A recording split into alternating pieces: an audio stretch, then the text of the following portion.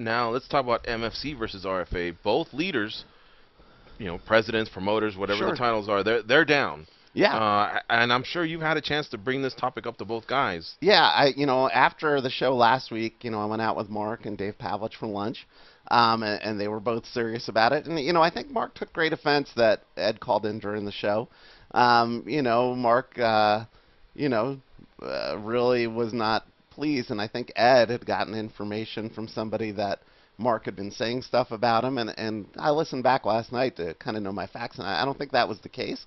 And so I think Ed came in to defend, something, and Mark, and I think there was a little bit of animosity there. It wasn't anything that was, again, I'm not into stage stuff. I don't think, and then for Mark to insult Ed's promotion and his promoting skills, I think there was a real distaste going on there.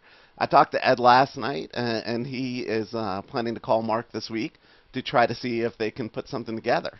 I think both guys have fighters that are very good. RFA had a great show this weekend. Maximum Fighting has great shows. From an AXS TV perspective, again, I'm the TV broadcaster. I try to help with matchups. I try to help put events on, and if it was a financial thing, I would definitely step in to make it work. The fans looking at this, when they come across all the obstacles, I mean, they're thinking ring versus cage. That's what's going to decide. That's what these guys are on the phone about. They're probably not on the phone about that. There's probably something. What's the first bridge they have to cross? Financial. Financial? Who keeps ticket sales? Who keeps sponsorships? Don't you just split everything? Yeah, but then you're saying, okay, if you're Mark Pavelich, you're doing 4 shows a year, I'm going to give up a quarter of my Well, I thought income. that's where AXS TV steps in. Because well, I'd like to make everybody feel like it's financially worthwhile. So, again, if there's something in there that we can help with and to make it worthwhile, we would. We would step in to make it financially worthwhile for both sides. All right, now, let's just cut through the chase. Yep. You think something like this is going to happen, or are we just getting our panties wet for I think Legacy called me too. Legacy and RFA would definitely love to do it too.